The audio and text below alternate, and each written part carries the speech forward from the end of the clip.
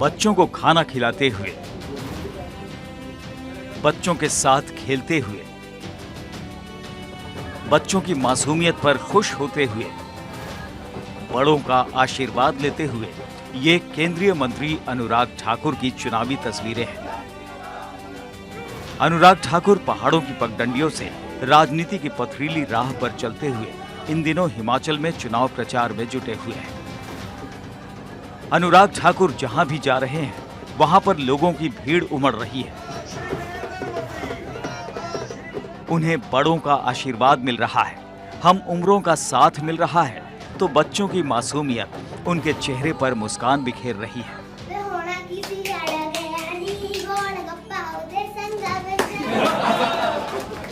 अनुराग ठाकुर को महिलाओं से भी खूब प्यार मिल रहा है, बेटे की तरह दुलार मिल रहा है। उनके स्वागत में गीत गाए जा रहे हैं। चुनावी रैलियों में जनसैलाब उमड़ रहा है। अनुराग ठाकुर को सुनने के लिए लोगों की भीड़ इकट्ठा हो रही है। वो बीजेपी सरकार की उपलब्धियां गिना रहे हैं, कांग्रेस की नाकामियों को उजागर कर रहे हैं, बीजेपी के मजबूत योद्धा की तरह मैदान में डटे हुए हैं। हिमाचल में बीजेपी के लिए दिन रात प्रचार अभियान में जुटे केंद्रीय मंत्री अनुराग ठाकुर से देखिए भारत 24 की एक्सक्लूसिव बातचीत।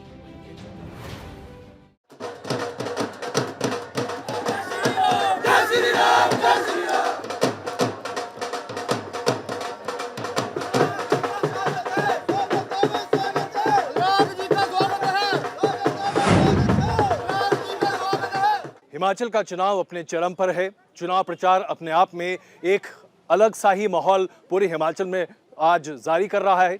भारतीय जनता पार्टी ने अपना घोषणा पत्र जारी किया है। कई तरह की घोषणाएं हैं, लेकिन सबसे बड़ी बात यह है और यक्ष प्रश्न यही है, भारतीय जनता पार्टी क्या 37 साल के हिमाचल के इतिहास को तोड़कर एक बार फिर से अपनी सरकार बनाएगी? दोबारा भारतीय जनता पार्टी की सरकार आएगी? बात करने के लिए हमारे साथ मौजूद हैं केंद्रीय मंत्री अनुराग ठाकुर जी। इस वक्त हमारे साथ अनुराग जी, बहुत स्वागत है आपका। धन्यवाद। आपका देवभूमि वीरभूमि हिमाचल में स्वागत। अनुराग जी, ये आपके पैतृक भूमि की तरह है। आपके पिताजी का ये संसदीय क्षेत्र रहा, विधानसभा क्षेत्र रहा।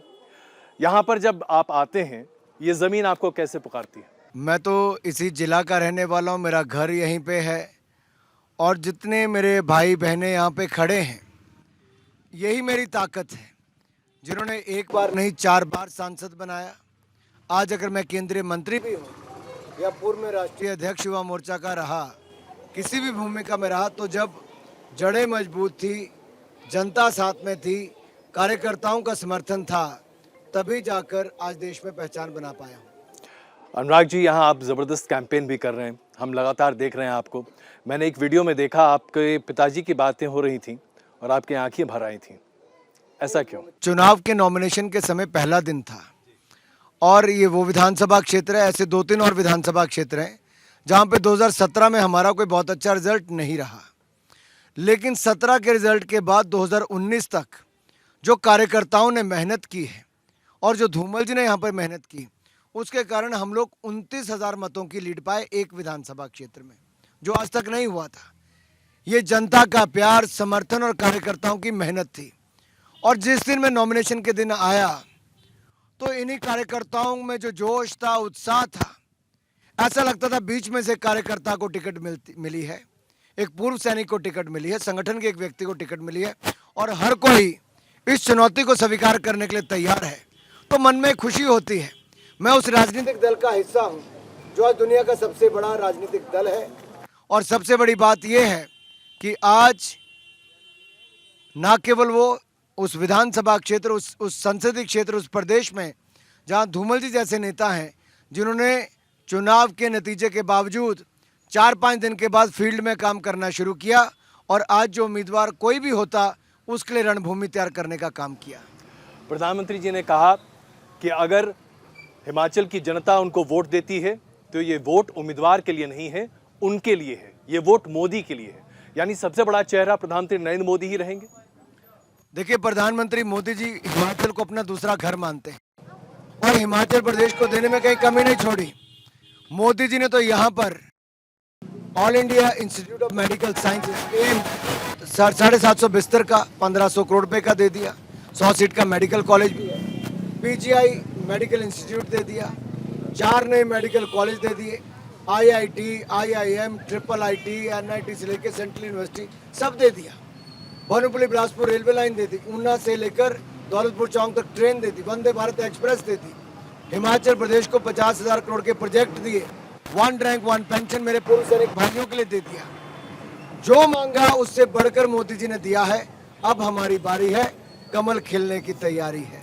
ये बताइए कि शायद ही कोई व्यक्ति है आज हिमाचल प्रदेश में जो ये नहीं मानता कि बीते 5 साल में बीजेपी की सरकार ने यहाँ बहुत अच्छा काम किया, लेकिन ओल्ड पेंशन स्कीम ये एक गले की फांस बना हुआ है। क्या ये बात समझ नहीं आ रही थी पहले, या अब आपको समझ में आई है? मुझे लगता है अगर आप इसकी विस्तार में जाएंगे, ओल्ड पेंशन स्कीम किसने वापस ली? केंद्र में भी कांग्रेस की सरकार थी, प्रदेश में भी कांग्रेस की सरकार थी। ओपीएस कांग्रेस ने वापस ली और एनपीएस न्यू पेंशन स्कीम को लागू किया।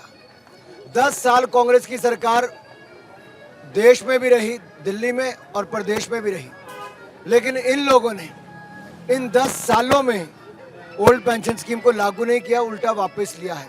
हमने एनपीएस में 10% की बजाय 14% तक ब्याज देने का काम किया। ये अपने आप में दिखाता है कि भाजपा ने तो कदम उठाए हैं और अब भी कमेटी बनाई है। कांग्रेस पे कोई भरोसा नहीं करता। कांग्रेस ने कहा था हर परिवार से एक व्यक्ति को वो पक्की नौकरी देंगे, नहीं दी।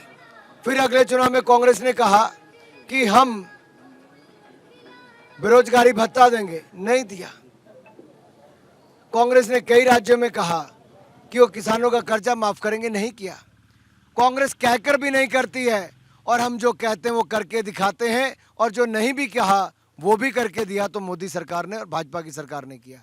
आम आदमी पार्टी ने हिमाचल प्रदेश में इस बार एंट्री मारी और अरविंद केजरीवाल जी ने लगातार मुफ्त की एक सेल लगा दी है। 300 यूनिट बिजली, 3,000 रुपये प्रति महिला को देना, तरह तरह की बातें। इस तरह की चुनावी पॉलिटिक्स हिमाचल में पहले कभी देखने को नहीं मिली थी। क्या बदलाव लाएगा ये? अरविंद केजरीवाल जी की दुकान बहुत पहले बंद हो गई हिमाचल में। 4 महीने पहले ताला लगा के चले गए थे। 2 दिन पहले ताला खोलने आए तो बहुत सारे सिर फूटे उनकी सभा में और 5 मिनट में भाषण बंद करके चले गए, क्योंकि पंजाब में जो वायदे किए थे वो अभी तक पूरे नहीं किए। पंजाब में उनके 2 महीने में स्वास्थ्य मंत्री को इस्तीफा देना पड़ा भ्रष्टाचार के चलते। पंजाब में कानून व्यवस्था इतनी चरमरा गई कि 3 महीने में 70 हत्याएं हो गई, गैंग वॉर शुरू हो गई।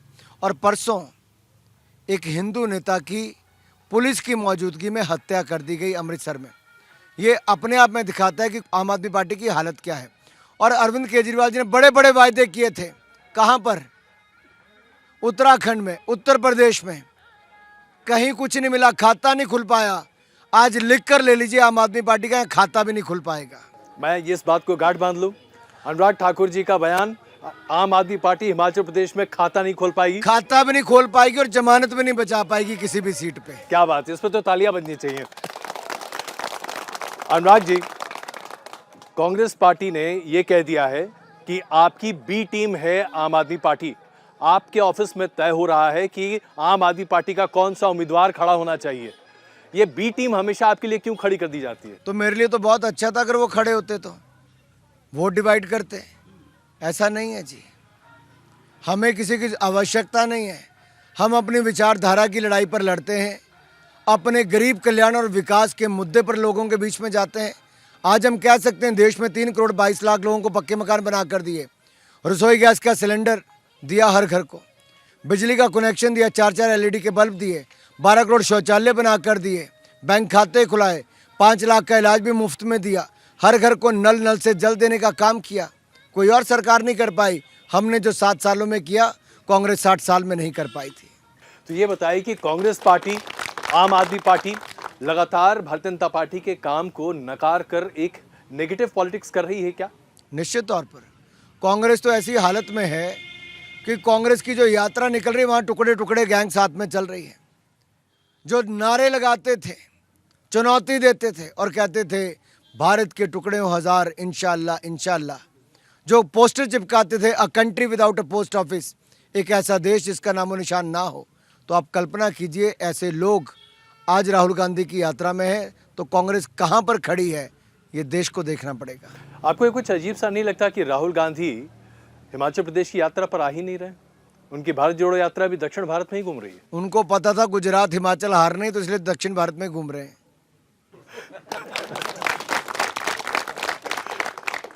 अगर हम हिमाचल की बात करें तो बहुत सारे ऐसे लोग हैं जो इस बात को लेकर बड़े उत्साहित हो रहे हैं कि इस बार बागियों की वजह से भारतीय जनता पार्टी के लिए मुश्किल खड़ी होने वाली है। एक वीडियो भी बड़ा सर्कुलेट हो रहा है ऑडियो क्लिप के तौर पर। देखिए, एक बात मैं बड़ा स्पष्ट कर दूं, लोग कमल का फूल देखकर वोट करते हैं और डबल इंजन की सरकार के लिए करने वाले हैं। उनको पता है हिमाचल का विकास, इसकी रफ्तार को बनाकर रखना है। 5 साल के लिए कांग्रेस आई थी तो एम्स में ज़मीन नहीं मिली, पीजीआई के लिए ज़मीन नहीं मिली, मेडिकल कॉलेज के लिए नहीं मिली 4-4 साल, और 9 साल तो सेंट्रल यूनिवर्सिटी और हाइड्रो इंजीनियरिंग कॉलेज रोक कर रखे। प्रदेश की जनता कांग्रेस का चेहरा बड़ी अच्छी तरह जानती है कि ये केवल आज फॉर्म भराएंगे, कल भूल जाएंगे, आज वोट बटोरेंगे, कल नोट बटोरेंगे। इसलिए लोग उन पर विश्वास नहीं करेंगे। लोग 12 नवंबर को कमल का बटन ही दबाएंगे, चाहे कोई बागी खड़ा हो, किसी और दल से खड़ा हो। अनुराग जी, अभी तक अपने 30 साल के करियर में मैंने साइलेंट कैंपेन शब्द नहीं सुना था। इस बार साइलेंट कैंपेन कांग्रेस कर रही है। ये इतनी शांति क्यों है कांग्रेस के खेमे में? देखिए, हिमाचल प्रदेश में है 2 दिग्गज नेता हुए जिन्होंने पिछले 30 वर्षों में, राजनीति में कभी भी चुनाव होता था, राजनीति एक बड़ा उछाल देखने को मिलता था चुनावों में। शायद इस बार वो कमी खल रही है कि उस तरह से, क्योंकि आप हर चुनाव को देखिए, आपको एक टेम्पो नज़र आएगा, उस तरह से करता आएगा। लेकिन हमारी उपलब्धियां बहुत बड़ी हैं, हमारे काम बहुत किए, हम जनता के बीच में जा रहे हैं। जयराम जी की सरकार ने बहुत शानदार काम किया है और हम फिर वापस सरकार बनाएंगे। कुछ विश्लेषक हैं, खास करके पत्रकारों में जो एक वर्ग है जो कि अखबारों में बहुत कुछ लिखता है, उनका मानना है कि धारा 370 के बारे में, उसके निष्क्रिय किए जाने के बारे में, पाकिस्तान अधिकृत कश्मीर को वापस हिंदुस्तान में लेकर आएंगे, इसके बारे में नारेबाजी, और यूनिफॉर्म सिविल कोड की बात करके हिमाचल प्रदेश के चुनाव में एक अलग माहौल तैयार करने की कोशिश की जा रही है। क्या ये आरोप कहीं से भी सही है? देखिए, हिमाचल देवभूमि के साथ वीर भूमि है। मेजर सोमनाथ शर्मा पहले परमवीर चक्र विजेता हिमाचल से हुए। कारगिल की लड़ाई में सबसे ज़्यादा शहादत हिमाचल के जवानों ने दी और 4 परमवीर चक्र विजेताओं में से 2 हिमाचल के, कैप्टन विक्रम बत्रा, सूबेदार संजय कुमार। तो हिमाचल वाले भली भांति जानते कौन फौज के साथ खड़ा है। सर्जिकल स्ट्राइक की तो भारतीय जनता पार्टी और भारत सरकार साथ में खड़ी थी, लेकिन कांग्रेस और आम आदमी पार्टी प्रश्न चिन्ह खड़े कर रही थी। चीन अतिक्रमण कर रहा था, हमारी सेना ने मुंह तोड़ जवाब दिया। मोदी जी तो बॉर्डर पर खड़े थे साथ में, लेकिन राहुल गांधी चाइनीज एम्बेसडर के साथ सूप पी रहे थे, अरविंद केजरीवाल जी तंज कस रहे थे। हमने सेना को रक्षा उपकरण भी दिए, भारत में बनाकर दिए, आधुनिक दिए। कांग्रेस 10 साल में एक बुलेट प्रूफ जैकेट नहीं दे पाई। लोगों के सामने है, 9 साल मोदी जी ने दिवाली हर वर्ष सेना के जवानों के साथ बिताई, 1 रैंक 1 पेंशन दिलाया, कोई कहने की जरूरत नहीं है जी। तो हमें किसी का सर्टिफिकेट नहीं लेके जाना, हमारा काम बोलता है। अग्निवीर योजना को लेकर भी लोगों के दिमाग में संशय था। ऐसा बहुत विपक्षी पार्टियां लगातार इसे भुनाने की कोशिश भी कर रही थी, खास करके हिमाचल प्रदेश में, क्योंकि हिमाचल प्रदेश अपनी आबादी का सबसे बड़ा अनुपात फौज में अपने जवानों को भेजता है। अग्निवीर स्कीम क्या वाकई में हिमाचल के लोगों की भलाई के लिए नहीं है? मैं बड़ा स्पष्ट कर दूं, दुनिया भर की सेनाओं की औसतन उम्र कम की गई है। दुनिया भर में, हिंदुस्तान में भी 70 के दशक से मांग थी कि इसको कम करना चाहिए। टाइगर हिल पर तिरंगा झंडा किसने फहराया? कैप्टन विक्रम बत्रा ने। सब फौजी किसने उम्र के थे? 18 से 21 साल की उम्र के। तो आपकी फौज की औसतन एज क्या है वो भी जानना बहुत आवश्यक है। और अग्निवीर योजना सबसे बात करके, तीनों सेनाओं से बात करके तब लाई गई, और ये भी कहा गया कि उसमें 25% सेना में ही रहने वाले हैं, जो बाकी उनको होम मिनिस्ट्री, डिफेंस मिनिस्ट्री, केंद्र सरकार के अलग अलग डिपार्टमेंट वो अपने वहाँ पे रखेंगे। हिमाचल सरकार ने कहा है वो अपने यहाँ पे रखेंगे, और 4 साल के बाद उनके खाते में 25 लाख रुपए तक आएगा। वो सारी बातें कही गई। मैं अभी रास्ते में आ रहा था तो एक नारा सुना मैंने, मोदी तुझसे बैर नहीं, जयराम तेरी खैर नहीं। ऐसे एक रोड पे नारा चल रहा था। इस तरह की भावना पैदा करने की कोशिश क्यों की जा रही है? ऐसे कुछ लोग हो सकता है जो गलत बयानबाजी करते हों, लेकिन सच्चाई ये है कि मोदी जी ने जो दिया केंद्र से, जयराम जी ने प्रदेश में बहुत अच्छे ढंग से लागू किया। उसके अलावा भी बहुत कुछ किया। आयुष्मान भारत योजना केंद्र से आई तो जयराम जी ने हिम केयर योजना लाए। अगर वहाँ से उज्ज्वला योजना आई तो जयराम जी मुख्यमंत्री गृहिणी योजना लाए। 60 साल की उम्र में पेंशन लगाई, बिजली के बिल माफ़ कर दिए। ये सब मदद करने का काम किया है। बहुत अच्छा काम किया। कोविड वैक्सीनेशन में भी हम नंबर 1 हमारा हिमाचल प्रदेश आया। मैं अभी एक जगह चाय पी रहा था और बातचीत में ऐसा लगा कि उनको थोड़ा सा आभास हुआ कि मैं पत्रकार हूं, तो मैंने पूछा कि भाई धूमल जी का एरिया है, मुख्यमंत्री के तौर पर अनुराग ठाकुर को कब देखना चाहेंगे। 2-4 लोग थे, आकर बैठ के बातचीत होने लगी और हर कोई बड़ा उत्साहित दिखा। यही सवाल मैं आपके सामने रखना चाहता हूँ। देखिए, आप ऐसे उत्साहित मत करिए। हम जयराम जी के नेतृत्व में चुनाव लड़ रहे हैं, पार्टी ने तय किया है और पद से कोई फर्क नहीं पड़ता। हम सब कार्यकर्ता हैं, हम एकजुट होकर डबल इंजन की सरकार लाएंगे और हिमाचल का चौमुखी विकास करवाएंगे। ये मीडिया के लोगों का काम है। भाजपा ने बड़ा स्पष्ट किया है, जयराम जी हमारे मुख्यमंत्री हैं और जयराम जी ही चुनाव के बाद मुख्यमंत्री रहेंगे। इसमें कोई किंतु परंतु नहीं है। एक आखिरी सवाल आपसे पूछना चाहता हूँ, आप जब भी हिमाचल प्रदेश में खास करके इस इलाके में आते हैं, आपके मन में पहली भावना क्या आती है, क्या लगता है आपको?